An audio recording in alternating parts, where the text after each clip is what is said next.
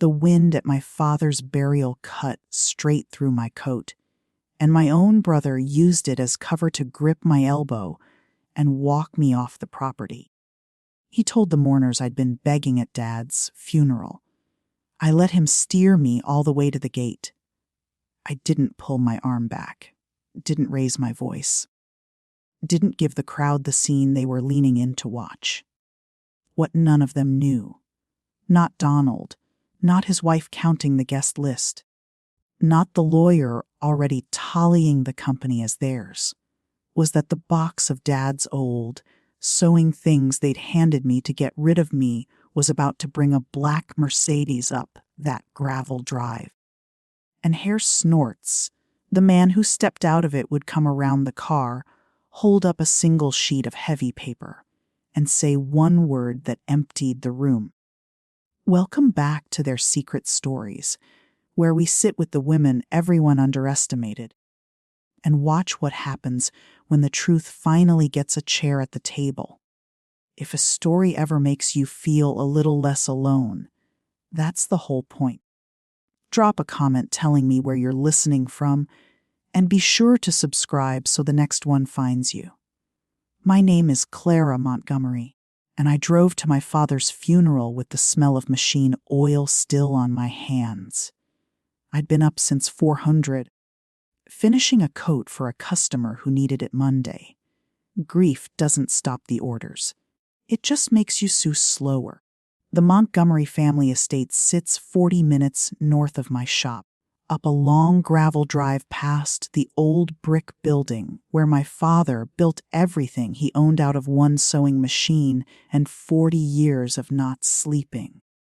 When I pulled in, the cars told me everything. German sedans, a valet my brother had hired for a burial. Somebody had strung the whole thing like a shareholders meeting with a casket in the middle. I parked my 10-year-old truck at the far end, where it wouldn't embarrass anyone, and I walked up alone. People I hadn't seen in years turned to look at me, then turned away, the way you look at a stain you're hoping someone else will clean. My sister-in-law Beatrice found me first. She kissed the space beside my cheek. Then her eyes dropped to my hands, the calluses the pin-pricked fingertips, the little burned scar from a steam press, and something in her face closed like a drawer. You could have gotten a manicure. She said, soft, almost kind, for your father. I looked down at my own hands. 40 years of my father's life were built by hands exactly like these, and none of them in that yard could see it. I told her the coat wasn't going to finish itself. She didn't understand that I meant it as a fact, not an excuse.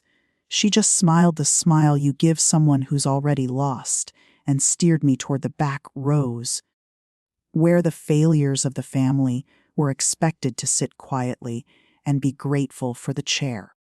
You have to understand what it meant to be the Montgomery who worked with her hands.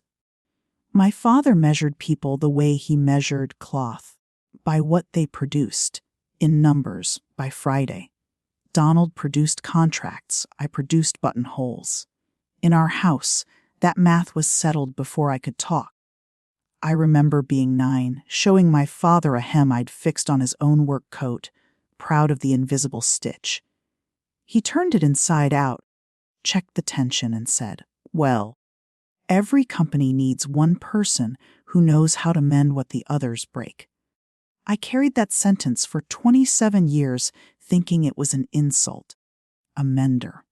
The one who patches, not the one who builds, not the one who leads, the one you keep in the back in case something tears. My mother died when I was 12, and after that the house got quieter and the ledger got louder. Donald went to business school. I went to the workroom because that was where I could breathe. Because a straight seam never once told me I was a disappointment. By the time I was 21, I had left to open my own shop, small, mine, with my name on nothing but the receipts. My father never visited. Not once, I believed, in 15 years. He sent no money and asked for none of mine. We spoke twice a year at holidays in sentences you could have printed on a receipt. And now he was in a box in the cold ground, and I was in the back row of his funeral. And the only thing he'd left me was a sentence I still didn't understand.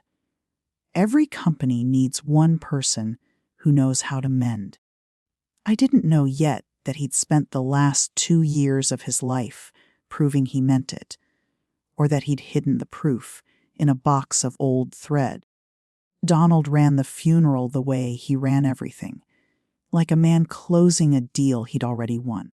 He worked the crowd in a charcoal suit that cost more than my monthly rent, shaking hands, accepting condolences that sounded a lot like congratulations. The company's in good hands now, a man in a silk tie told him, and my brother didn't correct the tense. Beatrice had built a guest list. There were name cards at a burial. She'd seated the regional buyers near the front and the actual mourners toward the back, because the buyers mattered to what came next. And grief didn't have a purchasing department. I watched my brother put his hand on the casket for the photographer he'd apparently also hired, and I understood that to Donald this wasn't the end of our father. It was the beginning of Donald. He caught me watching. For a second, something crossed his face that might have been the boy who used to sneak me cookies when Dad worked late. Then it was gone, and he was scanning me the way Beatrice had. The truck, the hands, the coat I'd sewn myself because I couldn't justify buying one. His mouth tightened. Not you. Not today. Not in front of the people who matter. Near the tent, the family lawyer arrived early before the service had even ended, carrying a leather folder under his arm. He didn't come to grieve. He came to read.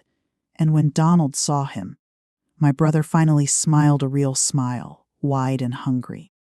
The smile of a man who'd waited a long time for a piece of paper to make official what he'd always believed. I felt the cold move up through the soles of my shoes. Whatever was in that folder, everyone but me already seemed to know what it said. Waiting for the will to be read, I did the thing I always do when a room turns against me. I found a corner and I let my mind go to work. And it went, for some reason, to a customer from 2 years back. He was a hard man. He'd come into my shop on a Tuesday, old, maybe 70. With a cane he clearly didn't need and a voice like a rasp on oak. He wanted a coat. Not off a rack. Measured. Hand set. Canvas the old way. The way almost nobody pays for anymore. He was rude about it. He questioned every stitch. Made me redo a shoulder twice. Ran his thumb down my seams like he was hunting for a reason to leave. He paid cash. He left no name, no number, no card. He said he'd come back for a second fitting, and he never did. And I kept that coat in the back for a year before I finally sold it to a man with the same build. I hadn't thought about him in months. But standing in my father's yard, watching a lawyer open a folder, that old customer floated up in my mind like a splinter working its way to the surface. Something about the way he'd held his shoulders. Something about the way he'd looked at my hands. Not with contempt, the way Beatrice did, but with a strange, sharp attention. Like a man reading a language he used to speak. I couldn't place it. I told myself it was grief scrambling my memory, pulling up strangers to avoid the man in the ground. I let it go. I was wrong to let it go. That coat, that customer, that cash with no name, it was the first thread of the whole thing. And I'd already had my hands on it 2 years before I understood I was holding the answer. They laid the will in the front parlor under a portrait of my father that made him look kinder than he was. Donald sat in the center chair like it was already a throne. Beatrice sat beside him with a legal pad as if she meant to take minutes. I stood in the doorway because there wasn't a chair left for me and no one offered one. The lawyer read the way lawyers read, flat and fast. But I heard the shape of it clearly enough. The house, Donald. The estate accounts, Donald and Beatrice. The controlling interest in Montgomery Apparel and Tailoring Works, the company, the buildings, the payroll, the name. All of it flowed in that dry, legal water toward my brother. 40 years of my father's life, and my name didn't come up for a long time. When it finally did, the lawyer paused, and I swear the corner of his mouth moved. To my daughter Clara Montgomery, he read, "I leave the contents of my suing chest." That was it. That was the whole line. Somewhere behind me, a cousin actually laughed. A short bark she tried to swallow. Beatrice's pen stopped moving. And Donald looked at me across that parlor with an expression I'll never forget, because it wasn't cruelty. It was relief. The math had come out the way he'd always known it would. The mender got the thread. "Well," my brother said, spreading his hands to the room. Generous in his victory. Least Dad kept his sense of humor to the end. People laughed then, freely, because he'd given them permission. I stood in the doorway and I did not laugh, and I did not cry. I just thought a suing chest after everything. A box of old thread. I had no idea I was standing in a room full of people who'd just watched my father hand me the whole thing and mistaken it for a joke. They brought me the box like they were bringing me my coat at the end of a party. A young cousin carried it in. My father's old sewing chest. Scarred oak with a brass latch gone green, and set it on the parlor table in front of everyone. It was heavier than it looked. It smelled like him. Beeswax and machine oil and cedar, the smell of the workroom where I'd hidden as a girl. I put both hands on the lid and I didn't open it. Not there. Not with them watching for my face to fall. Beatrice appeared at my shoulder.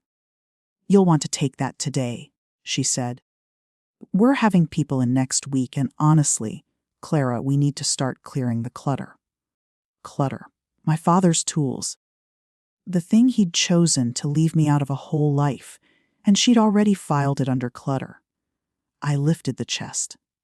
As I turned, the lid shifted just slightly, and through the gap I saw the corner of something that didn't belong. Not a spool, not a thimble, but paper.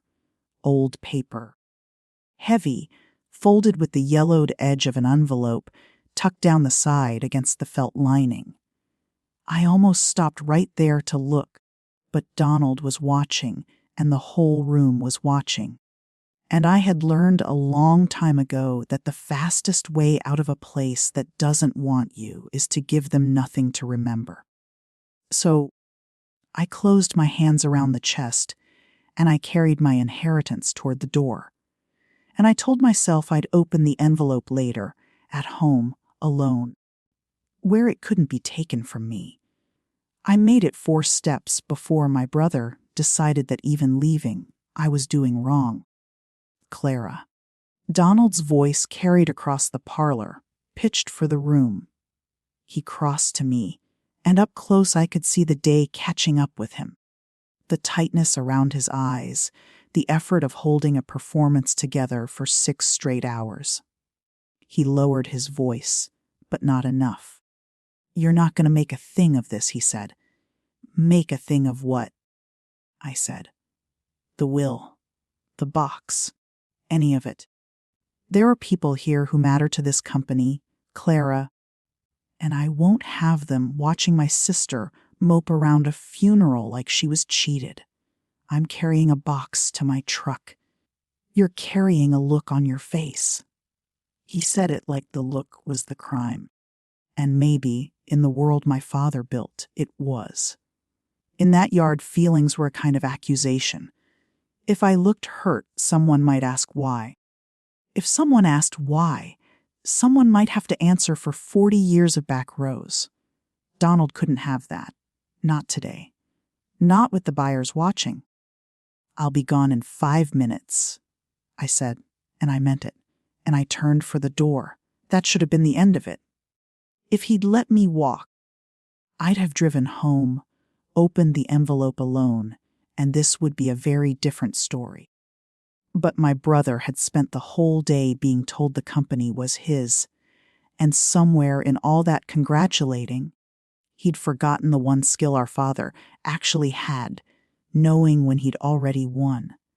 He reached out and closed his hand around my elbow, and in front of the regional buyers, in front of the cousins, in front of the lawyer still packing his folder, Donald decided to make sure everyone understood exactly who I was. He steered me. That's the only word for it. His hand clamped just above my elbow, firm, practiced, the grip of a man used to moving furniture and people out of rooms. And he walked me toward the front doors like I was a problem being handled. I could have wrenched free. I'm stronger than I look. You don't press wool for 20 years with soft arms. But I saw the buyers turning, saw the phones that weren't quite raised, and I understood the trap in half a second. If I fought, I was hysterical. If I cried, I was pathetic. If I let him walk me out with my chin up in the box in my arms, I was at least the one thing they couldn't take composed. So I let him steer. And as we passed the knot of important people, my brother said the thing he'd say. He said it loud enough for the buyers, warm enough to sound like family. "I'm so sorry about this," he told them with a sad little laugh, tilting his head toward me. "She was practically begging at Dad's funeral. It's been hard on her." Begging. I hadn't asked anyone for a thing. I'd stood in the doorway and taken a box of thread and tried to leave quietly. But the word landed in that room like a verdict, and I watched it land. Watched people arrange their faces into sympathy for my brother. The poor man saddled with a sister like that. He walked me down the front steps into the wind, and I did not argue, and I did not explain, because I had learned the hard way that explaining to people who've already decided is just a longer way of begging. The gravel crunched under us.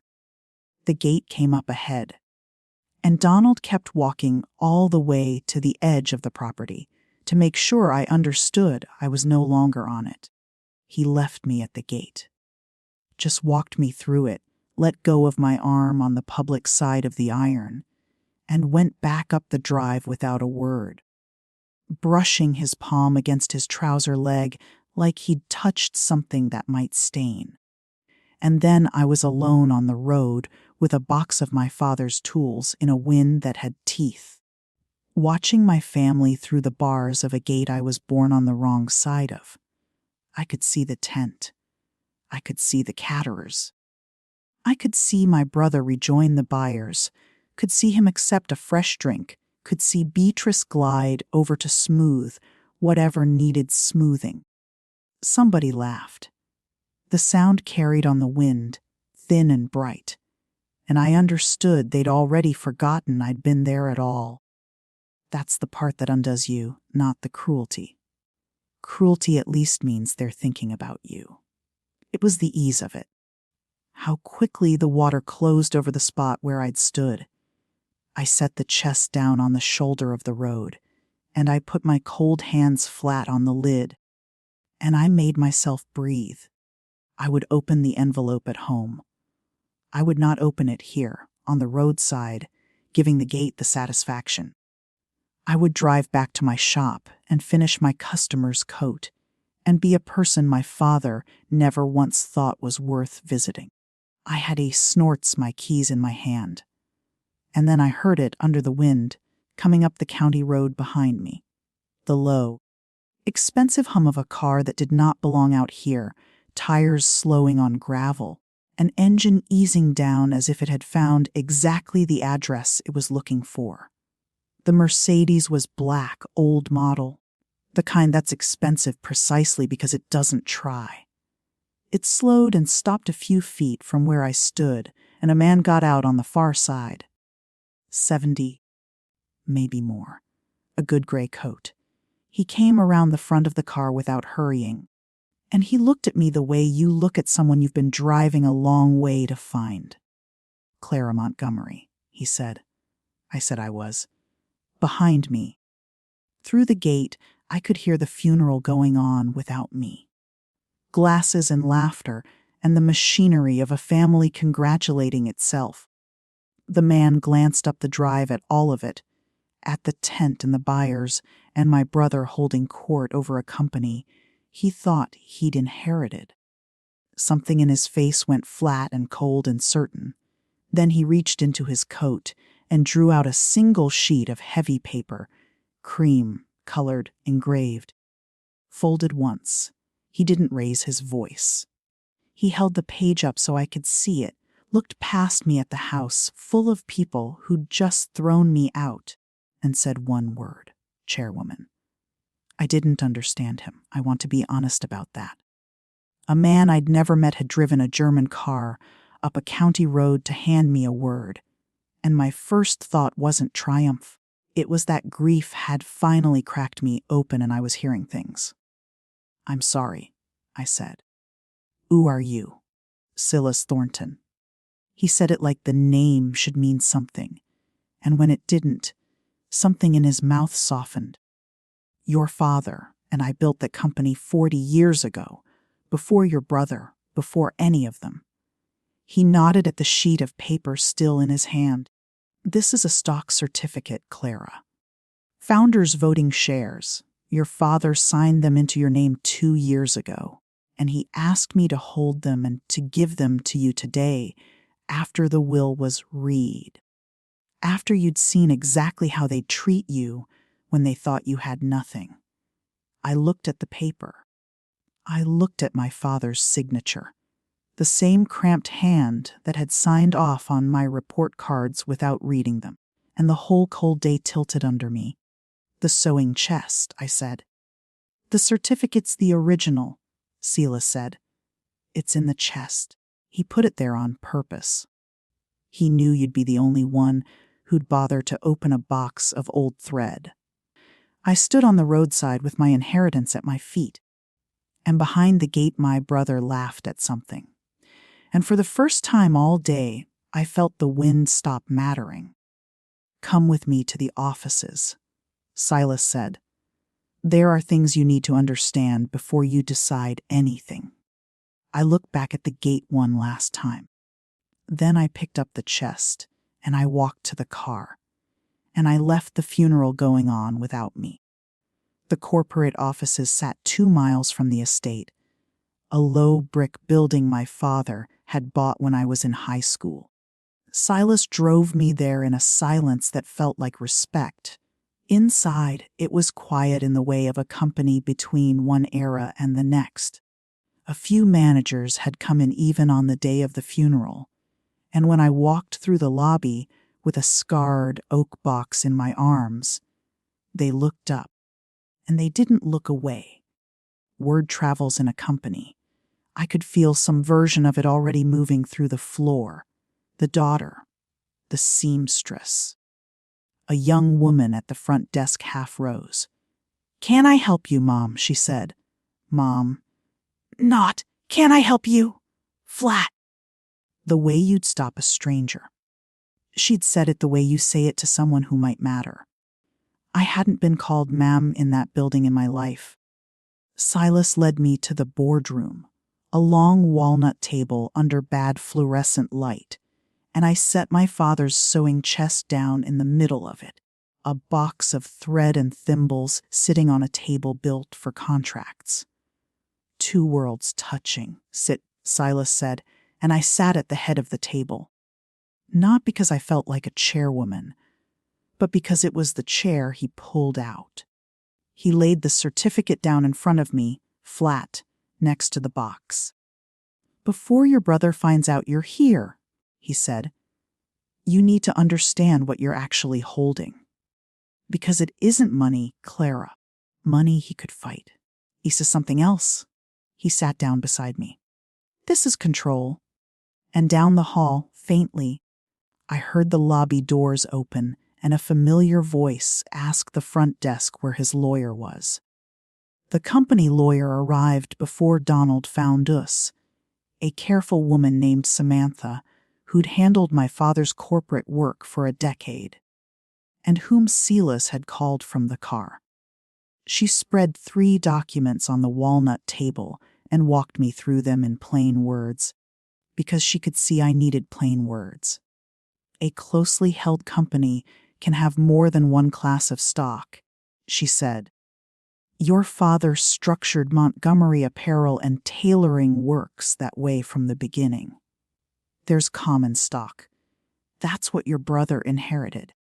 That's the bulk of the equity, the dividends, the paper value. And then there's a founder's class voting shares. Very few of them. They don't pay much. She tapped the certificate. But whoever holds them controls the board, controls who sits on it, who runs the company. Every major decision, it isn't 51% of the money, Clara. It's 51% of the votes that matter. I looked at the paper. So Donald owns most of the company's value, Samantha said. He does not, and never did, control it. Your father made sure of that 2 years ago. I sat with it. All day I'd watched my brother accept a company as his birthright. Watched the buyers shake his hand. Watched him walk me to a gate to protect an empire. And the whole time, the empire had already been signed quietly into a box of thread with my name on it. He'd inherited the money. I'd inherited the say. He doesn't know, I said. Not yet, Samantha said, and right on the word. The boardroom door swung open, and my brother stood in it, with his tie loosened and his collar high. Having driven straight from the funeral the second someone told him the failure of the family, had walked into his building and sat down at the head of his table. Donald looked at me at the head of the table and he laughed. Not a cruel laugh, a genuinely baffled one, the laugh of a man watching something that couldn't possibly be happening. Okay. He said to Silas, to Samantha, to the room, "What is this? What are you doing, Clara? You can't just sit here. This is a boardroom. This is my boardroom. As of this morning." Samantha said quietly, it's hers. My brother's smile didn't move, but his eyes did. They went to the certificate on the table, to my father's signature, and I watched him start to read it the way he read everything fast. Hunting for the loophole, the mistake, the thing that would put the world back the way it was supposed to be. Samantha slid the second document toward him. Founders voting shares, she said. Transferred, signed, witnessed, and recorded in the share ledger 2 years ago. It's clean, Donald. I'd have told you if there were a crack in it. He read it twice. I saw the exact second he understood, because the performance he'd worn all day finally cost more than he had. His hand came down flat on the table. Not a slam, just a press, steadying himself. This is a mistake, he said, but his voice had changed. Dad wouldn't. He knew what she is. He knew what I built here. He knew. Silas said nothing, leaving it there. Because Silas was a man who understood that some sentences are heavier if you don't finish them. Donald turned to me. For the first time in years, my brother actually looked at me, really looked, trying to find the sister he'd walked to a gate an hour ago and match her to the woman sitting where he'd expected to sit. "I'm calling my own lawyer," he said and walked out. And I let him, because I already knew what his lawyer would tell him. Beatrice came to me before Donald's lawyer even called back. She must have driven over the moment she heard, because she appeared in the boardroom doorway maybe 40 minutes later, and the woman standing there was not the woman who'd flinched at my hands that morning. This Beatrice was warm. This Beatrice crossed the room with both arms out. "Clara," she said. My goodness, what a day. What a day for all of us. You must be in shock. Your father, he was always so full of surprises. She sat down beside me, close, and put her manicured hand over my calloused one like we'd been sisters all along. I want you to know, whatever you decide, this family is behind you. An hour ago, I'd been clutter. Now I was family. I looked at her hand on mine, the two of them side by side on the walnut. Hers smooth and mine scarred, and I understood the whole machine in one clean piece. It wasn't personal. It had never been personal. They didn't hate me at the funeral, and they didn't love me now. They simply read the room the way my father had taught all of us to read it. By who was holding what. When I'd held nothing, I was nothing. Now I held everything, so now I was everything. Beatrice was still talking. Something about how Toby, their son, had always adored his aunt Clara, which was news to Toby and to me. I let her talk, and under the talk, a cold little question opened up in me that I didn't have an answer for yet. The question that would run underneath everything that came next. It wasn't what I'd do to them. It was quieter and worse than that. What did I actually want? I asked Silas to show me the floor. Not the boardroom. The floor, where the work happened, where the machines were. He understood, I think, that I needed to stand somewhere I recognized before I could believe any of the rest of it. So he walked me down through the building to the workroom, and the second I came through the doors, some knot in my chest loosened. Rows of machines, the smell of pressed wool and hot metal, bolts of cloth stacked to the ceiling. This I knew. This was the one dialect of my father's world I'd ever spoken fluently. An older woman looked up from a jacket she was hand-finishing, gray hair pinned back, reading glasses down her nose, and I saw the work in her lap before I saw her face. A felled seam done by hand, beautiful. The kind of stitch almost no one under 50 knows how to do anymore. That's a lovely seam, I said, because it was true and because I hadn't said a true thing to anyone all day. She looked up, surprised. Miriam, she said, introducing herself, and then she looked at my hands and her eyebrows went up. You've done this 20 years, I said. And Miriam smiled at me. The first person in that whole family building to smile at what my hands were instead of despite it. Then her smile faded into something more careful. You should see what they've got us making now, she said, lowering her voice. Since your brother took over operations, cutting corners the old man would never have allowed. Machine fusing where we used to hand pad. He says the customer can't tell the difference. She held up the jacket in her lap. The customer can always tell. Eventually. That's the whole trade. She looked at me. Do I know your work? Because I swear I know this hand. Miriam's question hung there. Do I know your work? And I didn't have time to answer it because Silas touched my arm and said there was something he needed to show me upstairs. But I filed it away. She knew my hand. A woman I'd never met holding my father's company together stitch by stitch thought she recognized my work. That would matter later, though I didn't know how yet. Upstairs, in a small office that had been my father's, Silas poured 2 glasses of water and sat me down. You want to know why, he said. Everybody who inherits something wants to know why.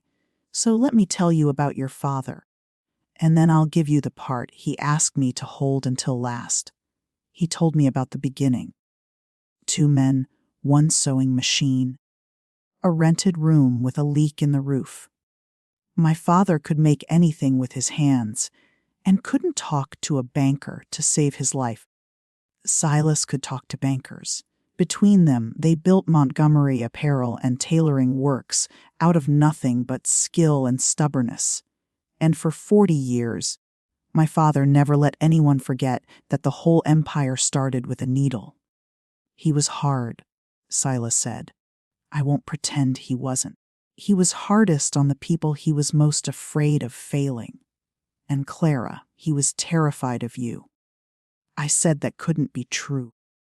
My father had never once seemed afraid of me a day in his life. Silas looked at me a long moment. There's something he wanted me to give you, he said, but not yet. Not tonight. You're not ready to read it tonight, and he knew that too. He wouldn't say more, and I drove home that night to my own shop, 40 minutes south, where I actually lived, with a stock certificate in a box of thread and a letter I wasn't allowed to read yet. And I lay awake till the machine oil on my hands felt cold. I couldn't sleep, so I did what I always do. I opened the box, not for the certificate this time. I'd handled that enough. But for the rest, for the actual sewing chest. The tools my father had chosen to leave me. And I went through it the slow way, the way you go through the pockets of someone who's gone. His thimbles, worn to the shape of his thumb, his shears, still sharp, still oiled spools of thread and colors they don't make anymore. And down the side, wedged against the felt lining beneath the envelope, I still wasn't ready to open, a small bundle wrapped in muslin. I unwound it on my work table. Inside was a coil of waxed thread, good thread, expensive, the kind you use for buttonholes that have to last a lifetime, and a scrap of cloth. A test swatch herringbone wool, charcoal, with a shoulder seam sewn into it, hand set canvas the old way. I knew that seam, I knew that cloth. I'd bought that bolt myself 4 years ago for a customer who'd wanted a coat made the way almost nobody pays for anymore. My hands went cold. I turned the swatch over, and there, in the corner, in my father's cramped hand, in pencil, faded a date. 2 years ago, the exact week. The exact day I'd stood in my shop and let a rude old man with a cane he didn't need question every stitch I made, redo a shoulder twice, and walk out having paid cash and left no name. I sat down. I had to. Because the shape of it was rising up out of the box like a body out of deep water. And I could see it now. Could see the whole thing. And I couldn't believe how long I'd been holding the answer without knowing what it was. It was my father. The hard customer. The old man with the cane, the cash. The no name. The thumb running down my seams like he was hunting for a flaw. It was him. He'd driven 40 minutes south to a shop he'd never once visited, and he'd sat down in my chair, and he'd let me measure him. He'd made me redo a shoulder twice, not to torment me, I understood now, but to see, to watch my hands solve the problem, to find out at 70 years old, in secret, whether the daughter he'd written off could actually do the thing he'd built his life on. And I'd passed.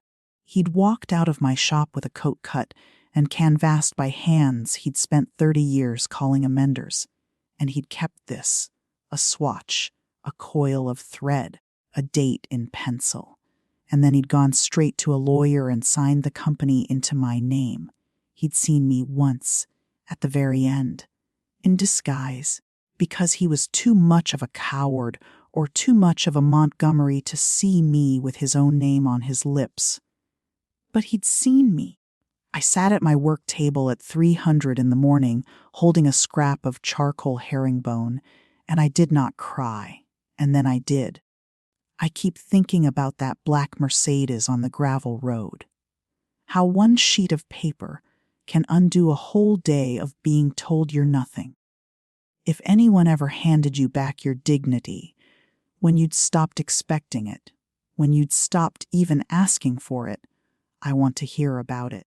Tell me in the comments and stay with me, because the part that surprised me most about myself is still coming.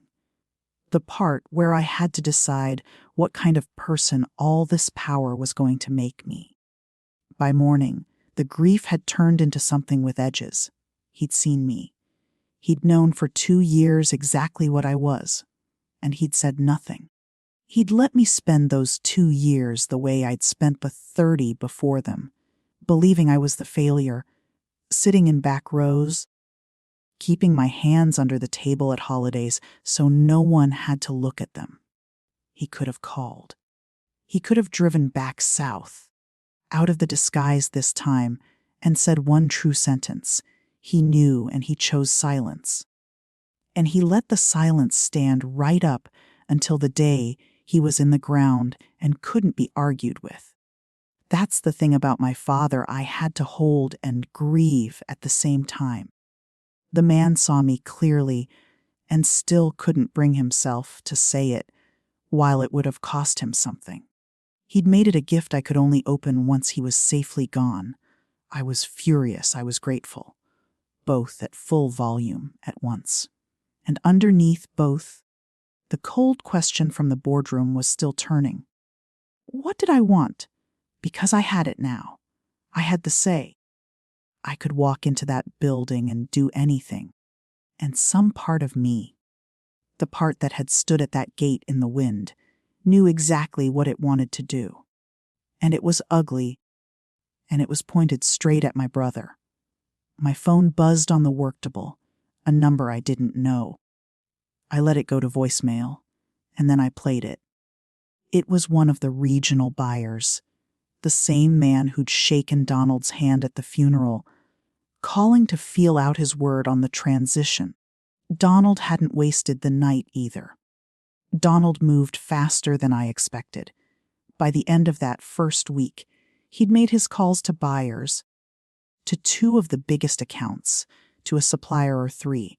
He didn't say anything you could put in writing. He was too smart for that. He just wondered aloud to the right people whether the company was in steady hands. Between us, he told them, and of course, it never stayed between them. My sister's a lovely woman, but she does alterations out of a little shop. Sweet work, but running a company this size.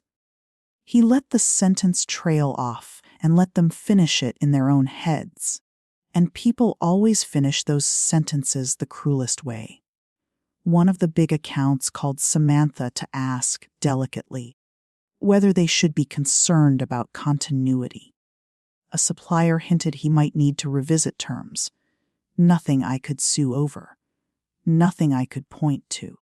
Just a slow, expert fog of doubt seeded by a man who knew exactly which words dissolve a woman's authority without leaving prints. And here's what it did to me, which was the part he was really counting on, and it made me want to prove him wrong on his own terms. It made me want to be twice the operator he was, close bigger deals, crush the doubt with results, beat my brother at the exact game he'd built his whole identity on.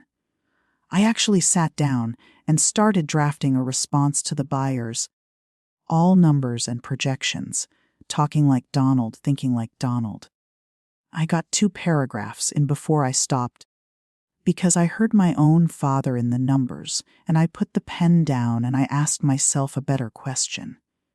Not how do I beat him, but what am I actually here to protect? I called a meeting of the managers instead. Not to give a speech, I didn't have one, but to listen.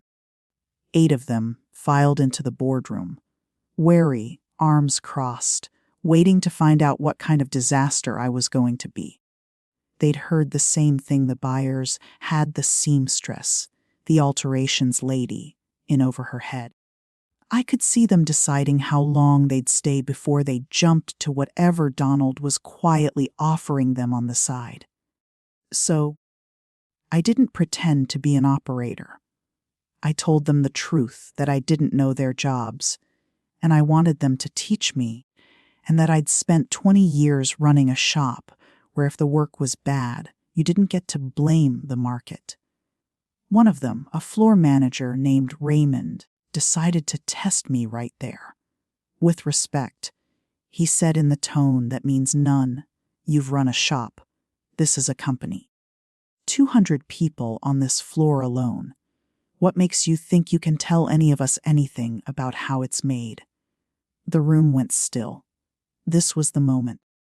I could feel them all leaning toward the exit, toward Donald, toward the safe bet. I didn't raise my voice. I asked Raymond to bring me a finished jacket off the line. Whatever was going out that day, their best current work. He did it with a little smirk. Sure, he'd already won.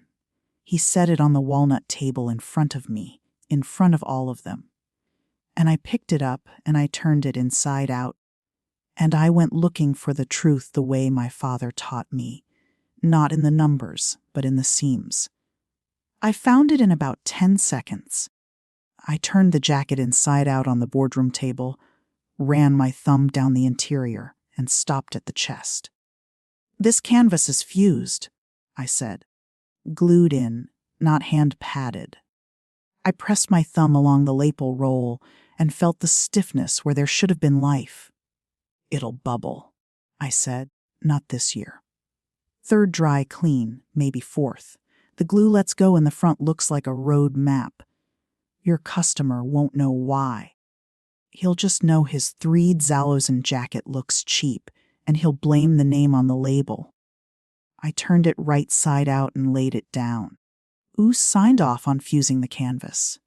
Nobody answered, but I saw a few of them look, just for a flick, toward the ceiling, toward the offices, toward operations, toward Donald.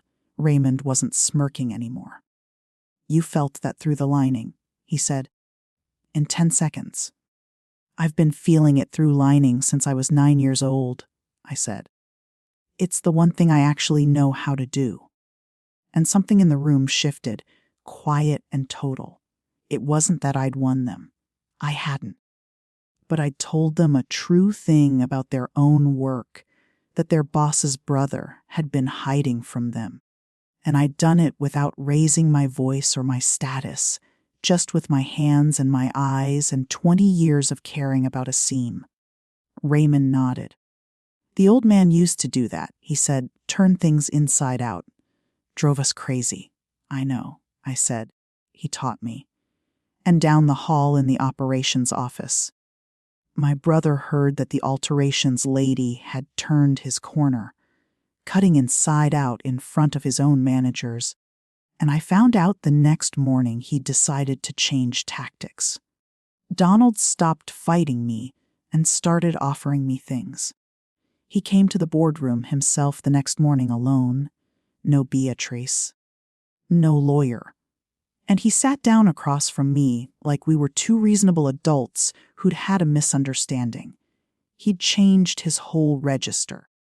"You made your point," he said, "on the floor. That was impressive. Dad would have loved it. He folded his hands. So, let's be practical. You've got the votes. Fine. But you don't want this Clara. You don't want the buyers and the payroll and the calls at 200 in the morning. That was never you. You want your shop." He leaned in. "So, here's what we do. You keep the shares. Keep the title if you want it. Chairwoman. Whatever looks good. You let me run operations the way I have been. And you take a chairman's distribution off the top. Real money. Life-changing money. Every quarter. For doing nothing but signing where Samantha tells you. You go back to your little shop. You make your coats. And you never have to set foot in this building again." He said it gently. That was the awful part. He wasn't threatening me. He was offering me the one thing I'd wanted at the funeral, to be gone, to be quiet, to be left alone with my work in my hands. And God help me. I wanted it. I was tired. I was tired in a way that went back 30 years. Let him have the building. Take the money. Take the peace. Go home. Nobody would blame me. It would be the easiest yes of my life. I opened my mouth to say it. And then I thought about Miriam. Hand finishing a felled seam my brother had already decided the customer couldn't tell the difference on. And the yes died in my throat. "I need to think about it," I told him, and I drove home to my shop that night, my actual home, 40 minutes south. and I sat among my own machines in the dark, and I made myself look at what I'd almost done. Donald's offer was perfect. That was what frightened me. It gave me everything I'd wanted at the gate distance. Quiet, my own small, clean world, and enough money to never worry again. All I had to do was hand him the floor. Hand 200 people who'd spent their lives learning a trade to a man who thought their craft was a cost to be cut. I thought about Miriam saying, "The customer can always tell, eventually." That's the whole trade. I thought about my father sitting in this exact shop 2 years ago, letting me measure him, finding out I was real. He hadn't left me the votes so I could sell them back to Donald for a quarterly check and my old life. He'd left them to me because he trusted me to do the thing he'd been too hurt and too afraid to do himself. To protect the people who make things with their hands in a world that had already decided those hands didn't count. If I took the deal, I'd be doing exactly what my whole family had done to me. I'd be looking at Miriam and seeing clutter. I sat there until the sky went machine oil gray again. Then I called Silas early before I could talk myself out of it. He answered on the second ring like he'd been waiting. "I'm not taking his offer," I said. "I'm staying." There was a pause on the line. Then Silas said, "Good, because now he's going to stop being polite." Donald stopped being polite the way he did everything efficiently. My shop and the company had a standing arrangement, a small supply contract. I bought some of my cloth through Montgomery Apparel and Tailoring Works at a family rate, and a few of my larger commissions were finished on their machines when my shop got backed up. It was the kind of thing that had run on a handshake for a decade. That week, the handshake ended. A formal notice came from operations on letterhead terminating the supply arrangement effective in 30 days, citing a conflict of interest. My cloth costs jumped overnight. 2 commissions I'd promised for the holidays now had nowhere to be finished. And when I called the mill Montgomery Apparel, bought from to try to set up my own account, the man was apologetic in a way that told me he'd already been called. "We value the Montgomery relationship," he said, meaning Donald's. My brother had found the pressure point that had nothing to do with the boardroom. He couldn't touch my shares, so he'd reached around them and put his thumb on my actual living, the small business I'd built with my own hands, the one thing in my life that had never depended on the Montgomery name. Samantha told me it wouldn't hold up if I fought it. The contract termination was within his operational authority. Technically, and untangling it would take months. "He can't win," she said, "but he can make you bleed for a year while you prove it." I sat in my shop that night looking at a pile of cloth I could no longer afford and 2 coats I'd promised to people who trusted me. And the ugly thing in me, the thing that had stood at that gate in the wind, finally sat up all the way and spoke. It said, "You have the votes. You could end him tonight." And I could. That was the vertigo of it. I sat at my work table with my shop, bleeding money because of my brother. And I understood for the first time all the way down what the certificate actually meant. I didn't have to bleed for a year. I had the votes. I could call an emergency board meeting, and I could remove Donald from operations, from the payroll, from the building with a signature. I could do worse. I could make it public. The buyers, the accounts, all the people he'd whispered to about his poor, unstable sister. I could stand up in front of every person who'd watched him walk me to that gate, and I could tell them exactly what my brother was, and I could do it with the full authority of the chair, and no one could stop me. I actually opened my laptop. I actually started drafting the notice, the emergency meeting, The resolution to remove him, the statement. I got as far as the line describing cause, and I found myself typing about the funeral. He physically removed the majority shareholder from a private event and publicly characterized her as begging. I read it back. It was true. It was devastating. It would end him. His standing, his reputation, the whole self he'd built out of looking like the winner. My finger hovered over save, and I want to be honest with you. Because this is the part of myself I'm least proud of. It felt good. It felt like the gate reversed. It felt like justice. I sat there in the dark with my thumb over the button that would make my brother feel exactly what he'd made me feel. And for a long, long moment, I wanted it more than I wanted anything my father had ever built. What stopped me in the end wasn't mercy. I'd like to tell you it was mercy. It was Miriam. I'd gone by the workroom that afternoon before the pressure got bad, and I'd watched her with a new apprentice. A nervous kid, 19. All thumbs, ruining a practice seam. And Miriam hadn't snapped at him. She'd taken the seam ripper out of his shaking hands, undone his mess without a word, and started him again, slow, her hands over his. Everybody breaks the first 10, she told him. The trade's not the 10 you ruin. It's whether you sit back down at the machine after. And then she'd said the thing that surfaced, now at midnight with my thumb over the button. You can tell everything about a person. Miriam had said, threading the kid's needle for him. By how they treat the one who's still learning. Not the one who can hurt them back. The one who can't. I sat in my dark shop and I took my thumb off the button because I could dress it up all I wanted. 'Cause justice, the funeral, the gate, but the truth was simpler and worse. If I did this, if I stood up and destroyed my brother because I could, I wouldn't be answering the person who'd walked me to the gate. I'd be becoming him. I'd be measuring a human being by whether I could hurt him. Finding out I could and calling it strength. Every company needs one person who knows how to mend what the others break. My father's sentence. The one I'd carried as an insult since I was 9 turned over in the dark and showed me its other side.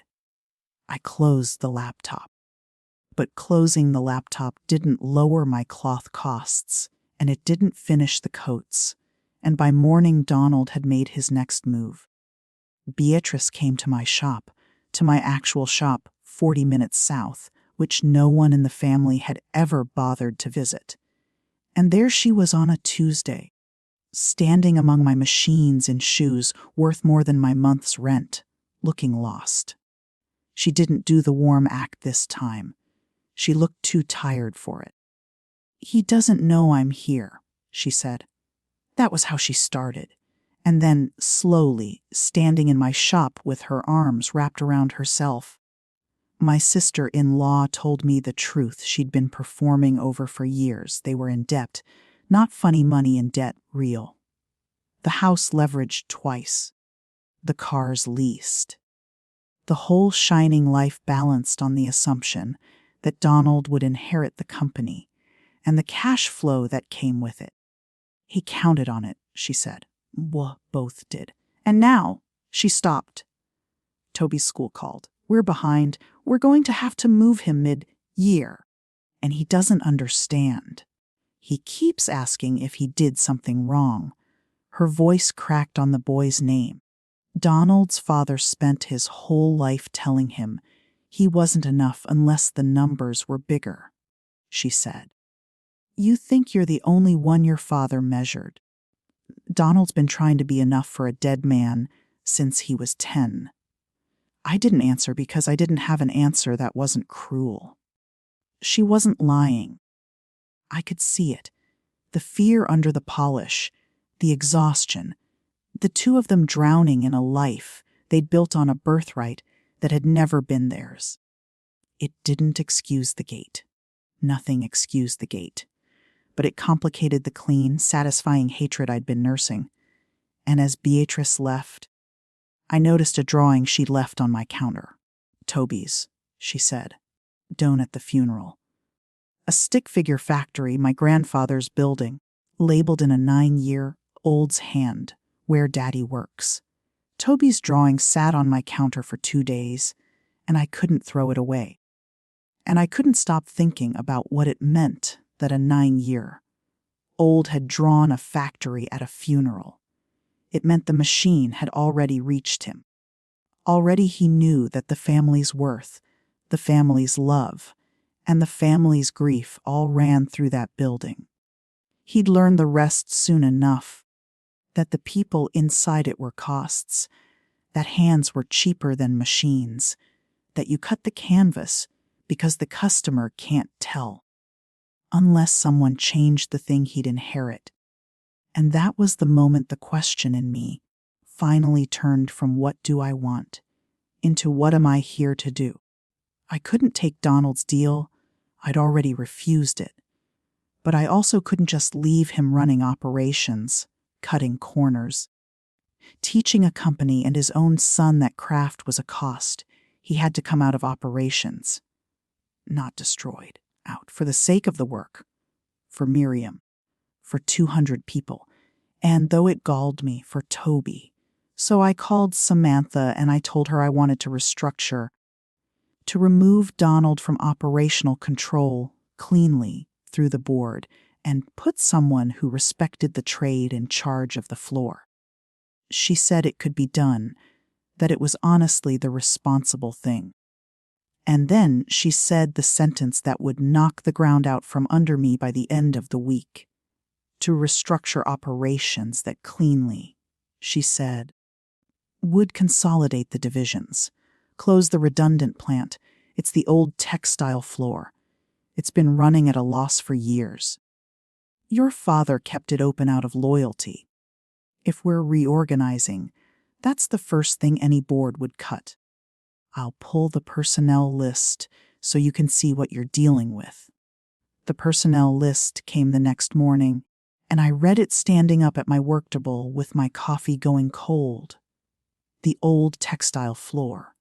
The redundant plant my father had kept open out of loyalty. The one any competent board would close the moment they got serious about the numbers. Closing it was the clean way to take operations out of Donald's hands and reorganize the whole company around people who respected the work. It was efficient, it was responsible. It was, as Samantha had said, the first thing any board would cut. I scrolled down the list of names. 120 people worked that floor.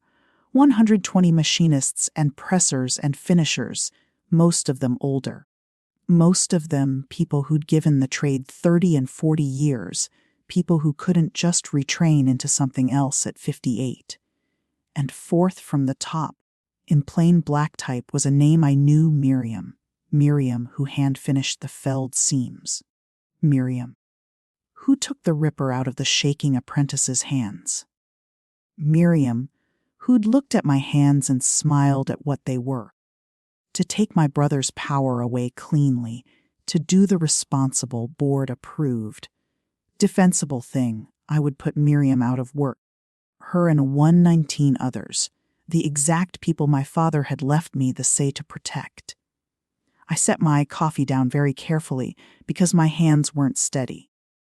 All week I'd been telling myself there was a clean version of winning: remove Donald, protect the trade, do it by the book, keep my hands clean. And here was the book, open on my table, telling me the price. The clean win had a body count, and the bodies were the people I was supposedly saving. I did the thing I've done my whole life when a problem is too big to hold. I tried to carry it alone. I sat with that list for a day and a night, running the angles, and every angle closed on me. If I closed the plant, I saved the company from Donald and destroyed the people I'd sworn to protect. If I kept the plant open and left Donald in operations, I saved the people and left them under a man who'd bleed the craft out of them, one fused canvas at a time. If I took his deal and walked, I abandoned all of it. Every road led somewhere I couldn't live. And the old reflex rose up, the one my father had drilled into me, and I drilled into myself. This is yours to solve alone, quietly. Don't make it anyone's problem. Don't ask. Don't lean. A Montgomery who needs help is a Montgomery who's failed. I nearly buckled. I nearly called Samantha and told her to just take the easy deal. Sell the shares back to Donald. Let me disappear into my shop and pretend none of it had happened. I had the number half dialed, and I sat there realizing that isolation wasn't strength. It never had been. It was just the most dignified looking way I knew to give up. My whole life, I'd carried things alone and called it pride, when really it was the same old lie in a nicer coat, that my needing anything was a burden, that I wasn't worth the help. I put the phone down and I thought, my father built this with 2 men and 1 machine. He didn't do it alone. He had Silas. Maybe the reason I couldn't find a clean road by myself was that I wasn't supposed to be by myself. So I called the one person who'd known my father longer than I had. Silas met me at the offices that evening after the floor had gone home. I spread the whole impossible thing out in front of him. The list, the plant, the 120 names, the trap that closed no matter which way I turned. There's no clean way to do this, I said. Every road runs over somebody. Silas listened the way old men who've built things listen, without interrupting, turning the pieces. And when I finished, he didn't offer me a strategy. He reached into his coat and took out an envelope. Old, cream, heavy, my name on the front in a cramped, familiar hand, and he set it on the table between us. "It's time," he said. "Your father wrote this the week he signed the shares. He told me to give it to you when you stopped trying to win and started trying to figure out what was right. I've been watching you for 2 weeks, Clara. You're there now." I looked at the envelope. I'd been carrying its twin around in my head since the funeral. The letter I wasn't ready to read. And here it was. Finally, the last thing my father had to say to me, held for 2 years by the one man he trusted. Waiting for the exact moment, I stopped wanting to hurt my brother and started wanting to do right by the work. Before you find out what my father's last letter said, do me one favor. If this story is keeping you company right now, hit subscribe so the next one finds you when you need it. What I did after I read that letter is not what I expected of myself. And it's not what my brother expected either. Stay close. We're almost there. I opened it at that walnut table with Silas sitting across from me. And I read my father's handwriting for the last time. He didn't apologize the way I'd wanted him to. He wasn't that kind of man, even on paper, but he told the truth, which was rarer and worth more. "Clara," he wrote, "by the time you read this, I'll be gone, and you'll have found out what I did, and you'll be angry that I waited. You have a right to be. I measured you against your brother your whole life with a ruler I inherited from my own father and never once thought to question. Cloth by the yard, a man by his money. I taught you both that the one who builds is worth more than the one who mends, and I was wrong. And it took me until I was an old man sitting in your shop, watching your hands do the one thing I loved most in this world, to see it. I've watched Donald measure people the way I taught him, and it's made him miserable because the ruler never lets anyone measure up for long. Not even him, not even me. I'm not leaving you a company. Donald can have the money. Money was never the part that mattered. I'm leaving you the say because you're the only one of us who might set the ruler down. Don't punish your brother. He's already been punished his whole life by the same thing that punished you. Fix the ruler. That's the only inheritance worth anything. Mend what the rest of us broke. I read it 3 times. And the sentence I'd carried as an insult since I was 9. The mender, the one who fixes what the others break, turned all the way over in my hands, and I finally understood he hadn't been ranking me below Donald. He'd been telling me 30 years too early what I was for. I sat with that letter a long time, and the anger drained out of me and left something clearer behind. Fix the ruler, not beat Donald. Not out-earn him, outrun him, out-cruel him. Set the thing down that had been used on all of us.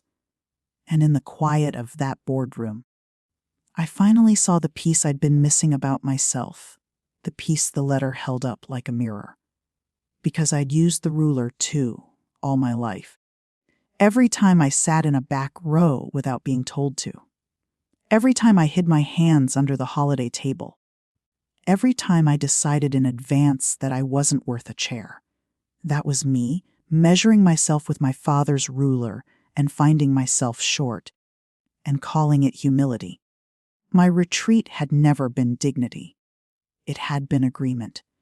I'd looked at myself the exact way they looked at me, and I'd called it knowing my place. Fixing the ruler didn't start with Donald. It started with me deciding I was worth the say my father had handed me. Not to punish anyone, but to use. And once I stopped trying to win and stopped trying to hide, a third road finally opened up. One I hadn't been able to see while I was busy, either destroying my brother or disappearing. I could keep the plant open. I could keep Miriam. I could take operations out of Donald's hands without putting 120 people on the street. But only if I stopped thinking like a Montgomery closing a deal and started thinking like the one thing I actually was, a person who mends. I called Samantha that night and told her to schedule a full board meeting. All of them. And I want you to invite some people who don't usually get invited, I said. I called the board meeting for that Friday, and I did something no chairwoman is supposed to do. I invited the floor. Not just the directors and the lawyers and Donald in his good suit. I told Samantha to make room for Miriam, for Raymond, for 2 of the pressers from the old textile plant, for the nervous 19-year-old apprentice. I wanted the people whose lives the board was about to decide sitting in the room where it got decided. Because that was the whole point. Because my father's company had spent 40 years making decisions about hands in rooms where no calloused hand was ever allowed to sit. Donald heard about the guest list, of course. He called me, and for the first time since the funeral, there was something under his voice that wasn't contempt. It was fear. "What are you doing, Clara?" he said. "You bring the floor into a board meeting. You make a spectacle. You what? You humiliate me in front of the machinists. Is that the plan? Get your gate back." And I understood, hearing him, that he thought Friday was going to be my revenge. He'd walked me to a gate in front of the people who mattered to him. And he assumed I'd spent 2 weeks planning to stand him up in front of the people who mattered to me and do it back. An eye for an eye. The ruler. No, I told him. That's not the plan. I didn't explain because I wasn't fully sure, yet I could do the thing I meant to do without my own anger reaching up at the last second and grabbing the wheel. I only knew I'd decided. I hung up and I laid out my father's coat, the one from my shop, the one he'd worn in disguise, the one Silas had brought back to me. And I said out loud to an empty room, "Tomorrow they all find out who I actually am." Friday. The boardroom held 2 worlds in one space, and I'd put them there on purpose. Down one side of the walnut table, the directors, the lawyers. Donald in charcoal, Beatrice beside him, the polished machinery of the family that measured people by what they owned. Down the other, Miriam with her reading glasses on a chain, Raymond with his sleeves rolled, the two pressers who kept looking at the door like they might be thrown out of it, the 19-year-old apprentice so nervous he'd worn a tie that didn't fit. Vests on one side, calloused hands on the other. And in the middle of that long table, where the quarterly reports usually sat, I put my father's scarred oak sewing chest. It smelled like beeswax and machine oil, and it did not belong in that room. And that was exactly why I'd brought it. Donald stared at it like I'd set a live animal on the table. Clara. He started in his managing voice. Whatever this is, I think we should discuss the format. Sit down, Donald, I said. Not sharp, just certain.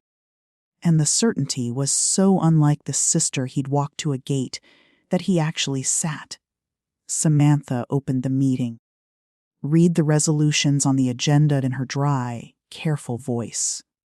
The restructuring of operations, the matter of the redundant textile division. And I watched the two sides of the table hear it differently. The vests heard efficiency.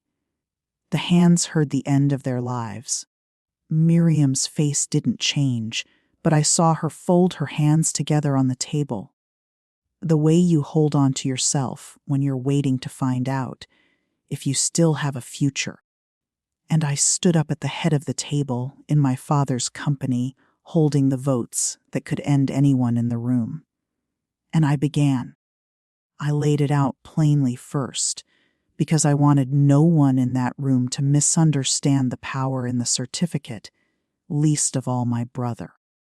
2 weeks ago, I said, most of you watched my brother walk me off our father's property during his funeral. He told the people who mattered to him that I was begging. I let it sit. Nobody moved. What none of you knew, what he didn't know, is that our father had already signed the controlling voting shares of this company into my name. So, I want to be very clear about where we stand this morning before I say anything else. I put my hand flat on the certificate. I control this board. I can remove any officer of this company today with my signature, including the head of operations. I look down the table at Donald. I can close the redundant plant this afternoon. I can make public exactly what happened at that funeral to every buyer and every account my brother spent the last 2 weeks whispering to about his unstable sister. I have the votes to end my brother's career in this room before lunch, and there is not one person at this table who could stop me. The silence was total, and I watched it happen. Watched half the vested side of the table lean in, hungry, ready, waiting for the seamstress to bring the hammer down, because that was the only kind of power they understood. Beatrice had gone white. Donald was staring at the table, and Miriam was looking at me with something like grief, because she'd figured out before the vests had that if I closed that plant to win, her name was fourth from the top of the list. I picked up the pen Samantha had set beside the resolutions. I felt the whole room lean toward the swing of the axe, and then I set the pen back down. "But I'm not going to do any of that," I said. Donald's head came up. Whatever he'd braced for, it wasn't that. And for a second, the managing face fell all the way off, and I saw the boy underneath. The one who'd snuck me cookies. The one who'd been told since he was 10 that he wasn't enough. He didn't understand. None of them did, not yet. And it was Donald of all people who cracked first, because he couldn't stand not knowing where the blade was. "Why?" he said, his voice coming out wrong. Too loud, scraped. "You have it. You have all of it. I walked you to a gate, Clara. I called you a beggar in front of everyone. You've got the votes. You've got the letter. You've got Dad. You've had Dad this whole time. The one thing He stopped. His hands were shaking. You could end me right now. Everyone in this room is waiting for you to. So why won't you? And there it was, the whole thing out in the open on the walnut table where my father used to close his deals. My brother, who'd spent his life measuring every human being by whether he was winning against them, could not comprehend a person choosing not to win when they could. It genuinely frightened him, because it was the one move the ruler couldn't measure. I stayed very still. I did not raise my voice. I'd promised myself I'd stay calm and let him be the one who came apart. And he was right on cue. 40 years of never being enough spilling out of him in front of the machinists. Because, I said, and I picked the certificate up off the table, holding it the way Silas had held it at the gate. This isn't a weapon. Everyone in this family always thought it was. That's the whole problem. That's the ruler. I stayed on my feet, and I told them what was actually going to happen. The textile plant stays open, I said. Our 120 jobs stay. Nobody in this company loses their livelihood so that I can win an argument with my brother. I heard one of the pressers exhale, a sound like a man surfacing from deep water. Donald stays, too. That one landed harder than the plant. Half the table flinched. Donald froze. Not running operations the way he has been. That's done. The corner, cutting stops today. The canvas gets padded by hand the way our father built this name on. But my brother is a genuinely good operator. I watched him hold a funeral together, run a floor, keep 200 people employed for years. He's good at the part I'm not. He was just raised, same as me, to think the only thing worth being good at was winning. So he keeps a real job under a board that measures this company by something other than how cheap we can make the inside of a coat where the customer can't see. Then I looked at the vested side of the table, the ones who'd leaned in for blood. And here's the last thing. I'm taking the chairman's distribution my brother offered me, the life-changing money off the top for doing nothing, and I'm using it to endo a fund, a trust in my father's name for the people who work with their hands. Apprenticeships, tuition, a wage for the old masters like Miriam to teach the trade before it dies with them. Because this company was built by one man with a needle, and somewhere along the way, it decided the needle didn't count. The room was dead silent. Donald stared at me, wrecked, and asked the only question left in him, low, almost a whisper. You could have ended me. And I looked at my brother, and I gave him the truest answer I had. I know, I said. That's why I won't. I set the certificate back in the sewing chest on top of my father's thread, and I closed the lid. That's the only thing in here I actually get to keep. Nobody clapped. That's the part I remember most. If this were the story my brother had been braced for, there'd have been a gasp, a triumph, the seamstress bringing down the empire while the machinists cheered. But that's not what dignity sounds like. What actually happened was silence, a long, heavy, working silence. The kind that falls over a room when people are rearranging something large inside themselves. The vested side of the table didn't know what to do with a win that didn't crush anyone.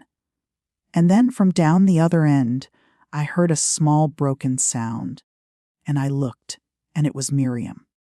She had her reading glasses off and pressed to her mouth, and she was crying silently, the way people cry when they've spent 40 years bracing for the day the world finally decides their hands don't count. And then, out of nowhere, on an ordinary Friday it doesn't. The nervous apprentice was staring at her, then at me, trying to understand what he'd just watched. Raymond had his arms crossed and his jaw tight and his eyes wet, and he was nodding. Slow, like a man agreeing with something he'd given up on believing. I hadn't destroyed anyone. I just told a room full of people, in the only language that costs anything, that the work they did with their hands was worth as much as the work the others did with their names. That was the whole revolution. It fit on a walnut table between 2 rows of people who'd never sat together before. Donald stood up for a second. I thought he was going to walk out the way he'd walked me out, but he didn't move toward the door. He just stood there, at the far end of his father's table, looking at his sister like he'd never once seen her before. My brother did not fall to his knees and beg my forgiveness. I want to be honest about that, because that's not how it goes with people like Donald. People the ruler got to early and deep. A man doesn't unlearn 40 years in a single Friday. He didn't apologize for the gate. He may never really. But something moved in him that morning that hadn't moved before, and I saw it in the smallest possible thing. He came around the table the long way, past the machinists, which he'd never in his life have done a month earlier, and he stopped in front of me. He didn't offer his hand, and he didn't perform anything for the room. He just said my name, Clara, not the diminutive he'd used to shrink me my whole life. My whole name, the one our father put on the certificate. He said it like it weighed something. I don't understand you, he said, quiet, just for me. I don't think I ever did. I know, I said. You were taught not to. He nodded once and looked down at the sewing chest between us, at the closed lid, and I watched him almost say more and not find it, because the words for it had never been in the house we grew up in. Then he took the seat I'd left him, not at the head, not banished, just a working seat at the table, the same as Miriam, the same as Raymond. And for the first time in the history of our family, my brother sat down among the hands. It wasn't reconciliation. It was smaller and realer than that. It was a man setting down a ruler he'd been holding so long his fingers had grown around it, and finding out he could still open his hand. When the room finally emptied, Silas stayed behind with me. He stood by the window in his good gray coat, looking out at the parking lot where the machinists were standing in a loose knot, not leaving, talking with their hands the way people do when something has shifted and they're not ready to be alone with it yet. Your father would have, Silas started. And then he stopped himself because he was a careful man, and he knew that finishing that sentence would put words in a dead man's mouth. But I knew what he meant, and I found I didn't need him to say it. He already did, I said. I put my hand on the sewing chest. He came to my shop. He sat in my chair. He let me measure him, and he made me redo a shoulder twice, and he never said a word. And then he went and signed all this into a box of thread. I looked at Silas. That was him saying it. He said it in the only language he ever really trusted. He said it with a coat. Silas smiled, the first full smile I'd seen from him. He kept that coat, you know, he said. Wore it till the end. Told everyone some rude old tailor down south made it and wouldn't say who. I laughed, and it surprised me, the sound of it in that emptied boardroom. My father had worn my work over his heart for 2 years and told no one it was mine. And somehow, that was the most Montgomery love letter ever written, hidden, gruff, unsigned, and unmistakable once you knew how to read the seams. I looked at the chest, at the thread, at the closed lid. Every company needs one person who knows how to mend, I said. This time, I understood it as the compliment it always was. There was one more thing to do before I left the building, and it mattered more to me than any of the resolutions. I found Miriam in the workroom, where she'd gone back to instead of home. Because that's what people like us do when we don't know what to feel. We sit down at the machine. She looked up when I came in, her eyes still red. "I don't know how to thank you," she started, and I stopped her because I hadn't come for thanks. "I don't want to thank you," I said. "I want to hire you properly. Not to run a machine, but to run the fund, the apprenticeships, the teaching. I want you building the next 40 years of people who know how to do what your hands do before it's gone." She stared at me. "I'm 63, she said. "I know," I said. "That's the point. There's a 19-year-old out there who ruined his first 10 seams and sat back down anyway. He's going to need someone who remembers how the old man did it. So am I?" Honestly, Miriam took her glasses off and put them back on, a thing she did when she couldn't find words. Then she nodded, and she reached out and took my hand, not to shake it, just to hold it a second, her calloused palm against my calloused palm. Two people who'd spent their lives being told their hands were the cheap part. "Your father found the right one," she said, and I understood she didn't mean the right heir. She meant the right mender. I drove home to my shop that night, my own shop 40 minutes south, where I actually lived, and for the first time in my life, the drive didn't feel like a retreat. The months after were quieter than you'd think, and I've learned that's what real endings sound like. The Alastair Montgomery Trust for the Trades funded its first class of apprentices that spring. 30 of them kids and career changers, and one 60-year-old who'd always wanted to learn and never had the money. Miriam runs it. She's ferocious about it in the best way. The textile plant is still open. We retooled it to do the hand-finished work the machines can't. And it turns out there are still customers, plenty of them, who can tell the difference and will pay for it. The whole trade, just like Miriam always said. The company kept my father's name over the door. There was a suggestion early on from someone on the business side that we might rebrand, modernize, put something sleeker up there. I said, "No, it stays Montgomery Works, the way he built it, the way he meant it. Donald runs operations under the board, the corner, cutting stop. He's better at the job than he ever was, I think, now that he's not trying to win it.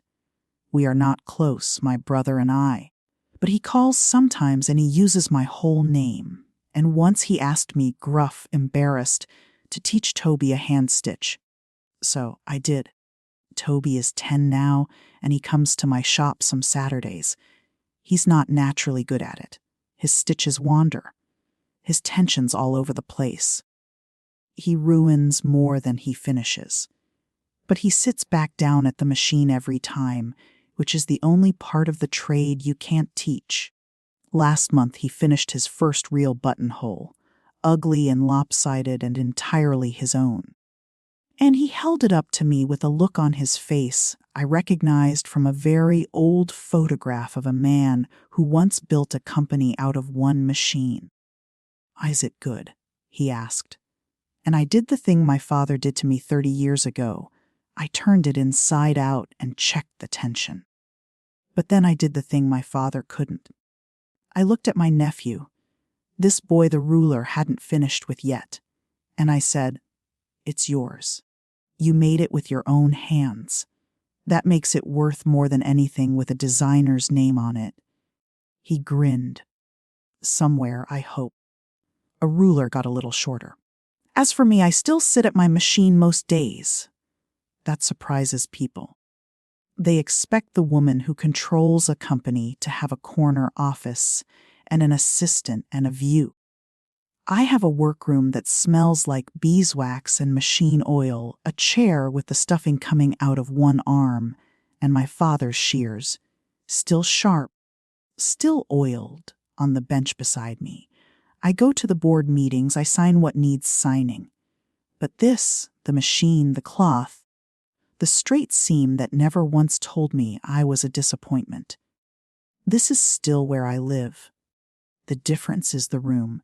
It used to be the place I hid, the back row I'd assigned myself, the small, clean world where no one had to look at what my hands were.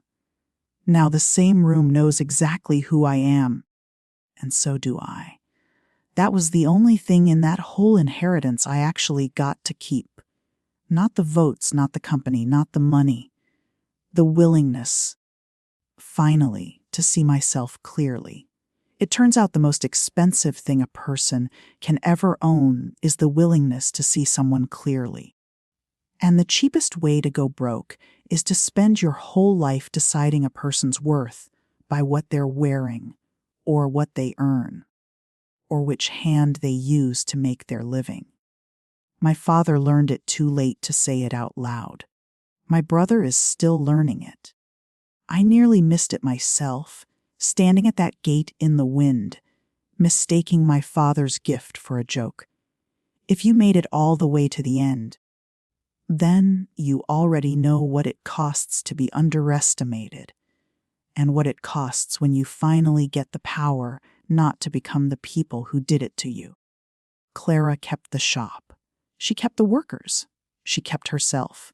If that landed somewhere real for you, tell me down in the comments the one thing you refuse to let anyone take from you. And subscribe, because the next woman they underestimated is already waiting by her own gate.